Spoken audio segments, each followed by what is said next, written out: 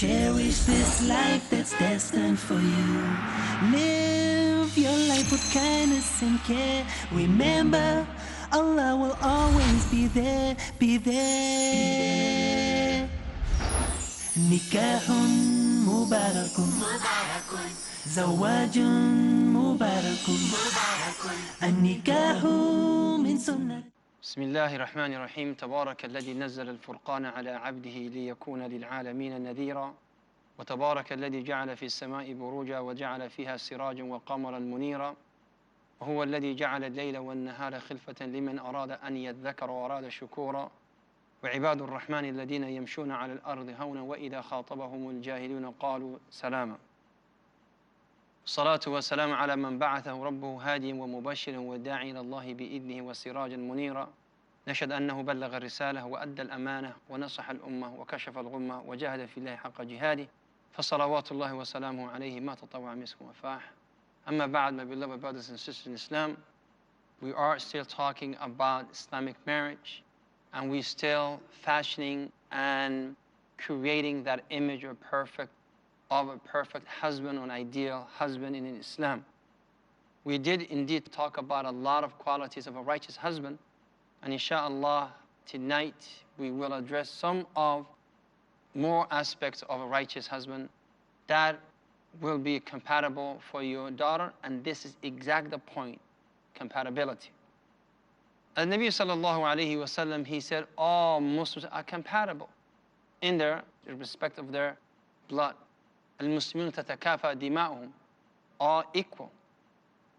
Yet, brothers and sisters in Islam, still, we're not all on the same level. It is human nature to feel comfortable with certain people and to feel uncomfortable with others. It is human nature. And why is that? Because Nabi sallallahu alayhi wa sallam already informed us about this. In Sahih Muslim he said, Al-qulubu junudun mujannada, ma ta'araf ta'alaf, wa ma tanafar tanakar. And it is so unique, subhanallah. Nowadays, when we went to universities and we studied human psychology and human behaviors and the things that will make the person walk away from others and be close to others, and subhanallah, and you analyze this hadith that was said by a man who never went to university. He never studied human psychology. He never read a book about human behaviors. He never read anything about NLP. None of that. But he's the one who told us, Al-qulubu junudun mujannada. Sometimes you will meet a person out of the blue.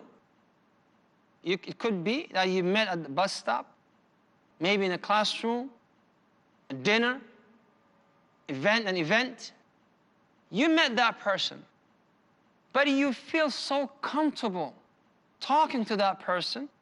It is so easy for you to go and talk to that person, conversate with that person, to the extent sometimes, shortly after you meet, you tell that individual some personal things about your life. Very personal. And subhanallah, on the other hand, you meet this person, he or she never done anything to you. You never met them before. They haven't done anything to you at this particular moment. They haven't spoken to you, but you just feel, I don't want to talk to that person. Here was the messenger of Allah is talking about. Qulub junudun mujannada. And it is so unique.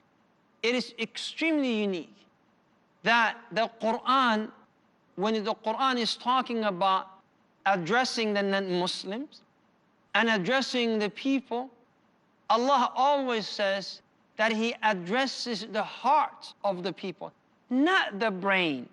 Not the brain. People think, oh, I have to digest this, I have to analyze it, I have to read more about it. But Allah is saying, no. أَمْ عَلَىٰ قُلُوبٍ أَقْفَالُهَا وَلَهُمْ قُلُوبٌ لَا يَعْقِلُونَ بِهَا. Allah said, are there locks on their hearts In another ayah he said, and they have hearts which they do not understand with it. How could you understand with your heart? It is true. You understand with your heart. You don't understand with your mind as you think. I'm talking about relationship in the terms of dealing with people and faith and all this. You understand, and nowadays with your heart, you understand with your heart. And nowadays, they discover that when we sit together in a radius of 9 to 10 feet, hearts communicate. Subhanallah, it's completely different world. Completely different world. My heart and your heart, 9 to 10 feet apart, yet they communicating and they talking to each other. And this is not what Brother Saeed said. This is what the scientists discover nowadays. But the Messenger of Allah already told us about this over 1,430 years ago. And he said, القلوب جنود مجندة ما تعارفت آلف وما تناكر تنافر. Now, when a young man comes and proposes and he sits in front of this young lady for the purpose of marriage, hearts are talking. And sometimes your heart is telling you, don't go with it. And not only in terms of marriage, but anything, your heart's telling you, this is a bad idea. And you calculated everything. You calculated every single aspect. And you think, mashallah, everything is perfect. According to my paper, according to my calculation, nothing would go wrong. But you will regret after that. It's because the heart is telling you something, sending you a message. You're not picking up those messages. And subhanallah, they discover nowadays that there is the heart and brain are two different entities. Brain, they have their own conclusion, brain cell, they analyze things, they decide, the brain would decide, and the heart would decide itself independently from the brain. Independently. And that's why sometimes all of a sudden your heartbeat starts beating faster. According to some of these studies, it starts beating faster. Why? Because your heart is already dealing with other issues your mind is not aware of. And they always say, if you go with your heart, you will live comfortable life, even though it may be temporary. But if you go with your mind, you will suffer. You will suffer. So sometimes when you walk away from a marriage or from someone that you love, and everything tells you in your mind, this person, he is the wrong person. It is the wrong move to take. Stay away from this. This person has no deen, has no taqwa, doesn't fear Allah, but your heart is dragging you to that person. If you walk away from that, you will feel the pain. On the other hand, you say, you see this thing, whether it's a faith or a person, that your heart feels repulsive towards it, and your brain likes it. You will also suffer. The only time that you be at ease is if both of them go hand in hand. Now, when these two young people, when they meet, and they check the compatibility in terms of how the hearts are feeling towards one another, in terms of how they think. Maybe this person is more into, let us save the environment. Let us be more green. Let us take care of animals. Let us fear Allah concerning the environment and these creatures. And the others are like, no, we need to have more oil. We need to have more petroleum product. We need to have this. And two different individuals. These two people are not compatible to one another. They're not. And this is the problem that sometimes happens.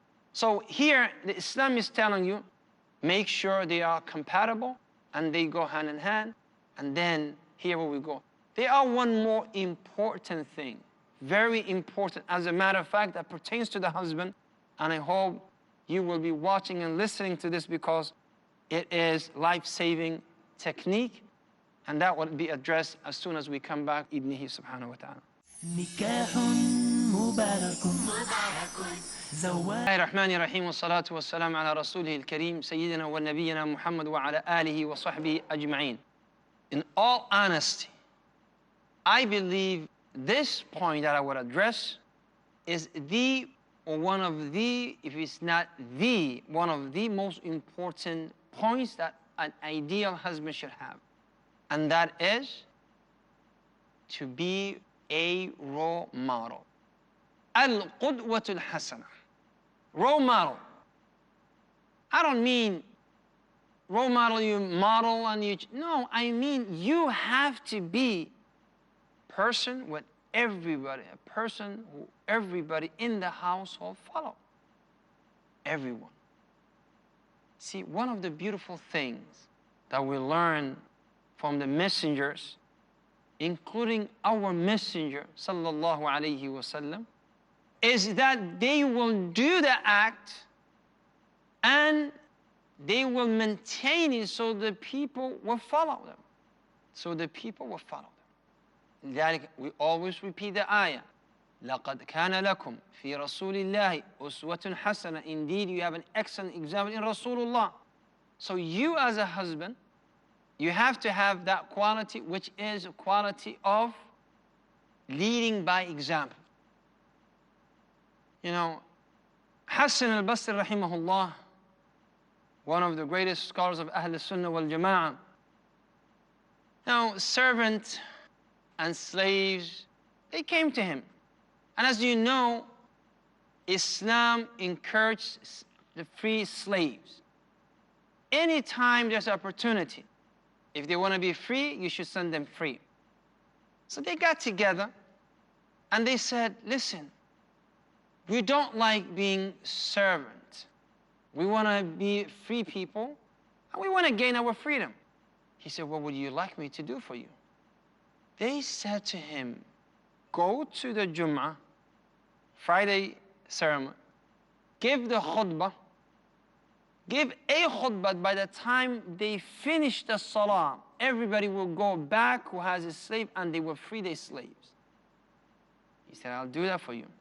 All the slaves, they sat in the front waiting for this khutbah of Hassan al-Basri to free them. But Hassan al-Basri this Friday didn't talk about freeing slaves. So everybody was disturbed and they were shocked. So they say perhaps he forgot. Next week came, he did not talk about. 4 weeks in a row, Jum'ah, nobody. Finally, he addressed the congregation and gave a talk. By the time everybody left the masjid, they freed their slaves. So the slaves who came initially to Hassan al-Basri, they came again and they came to visit him. And they said, مَا أَتَيْنَاكَ شَاكِرِينَ. We not come here to be grateful to you or to say thank you. We want to blame you. We want to scold you, as a matter of fact. He said, have I? You ask me, now all of you are free. You ask me to give a khutbah. I give the khutbah, now all of you are free. They said, but we suffer 4 long weeks. He said, I couldn't tell people to go and free their slaves when I did not do that act. I didn't do it. So I worked those 4 weeks until I collect enough money. I purchased a slave and I freed a slave on the spot. Now I can talk about the subject. I am not saying we all like that. And we're not. But we should try as much as we can. I want to give you tips, as many tips that I can. One is the tip that you correct your niyyah. If the niyyah is correct and you want to make sure everybody in the household, they're following the Quran and they're following the Sunnah and they want to do this, alhamdulillah, they're doing this.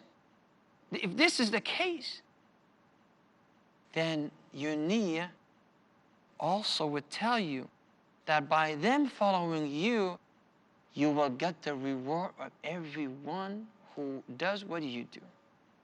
Everyone. If you establish 2 rak'ah of Salat al-Duha early day prayer, then you get the reward everyone who prays in the house. If you establish a halaqah and you're consistent in that halaqah, and you are consistent in that halaqah, then everyone in the household who does this, you will be rewarded. So the niyyah has to be corrected. So your intention should be, I want to save these people. I want to save these people. And I want Allah to reward me for that. The other thing, you make dua for them. You encourage them. You correct your niyyah. You be there. But you make dua. Because, brothers and sisters, it is not up to you and I. Allah said in the Quran, يَهْدِي مَنْ يَشَاءُ وَيُضِلُّ مَنْ يَشَاءُ. He guides whoever He wishes, and He misguides whoever He wills and wishes. So don't think because you're a father and you're bringing the teaching, Islamic teaching to the household, and because you're doing so well, that everybody should be a guided mu'mineen. No. Nuh alayhi salatu wassalam, he was making dua for his family. Ibrahim, dua for his family. Everybody will make dua for their families. So make dua for your family members. Don't give up, which is the third point. That will make you a role model. Don't give up. Every time they do something, alhamdulillah, you treat them like they are your patient. They're sick. They need treatment. Have you ever went to the doctor and you complain to the doctor because your back hurts, or because you have headache, or because you have cold, or because you're coughing, and then the doctor scolds you and yell at you and get mad at you and tell you to leave the clinic? You're no good. How could you get sick? How dare you get sick? No. He knows he's a doctor and he's here to cure you. He will diagnose, he will check what you have and the problem that you have. And then he will prescribe a correct medication for that. You as a father, these are your people. These are your family. So what do you do in this case? You be patient with them, treat them, and have sabr with them. Other thing that you do, sometimes, especially the case of wives, sometimes they don't listen to their husbands. They don't listen. I mean, they see husbands doing well, but they don't follow the husbands, nor they follow their fatawi or the rulings of the husbands, which is unacceptable and is wrong for sisters. But some of them do, not you, but some of them do. Like Imam Abi Hanifa rahimahullah, his own mother would not accept anything from him. As a matter of fact, she used to say, go ask so-and-so. And so-and-so was the students of Abi Hanifa. And Abu Hanifa was go to his student and say, my mother wants to ask you this question. And the student would say, but I am your student. And Abu Hanifa would say, well, my mother will not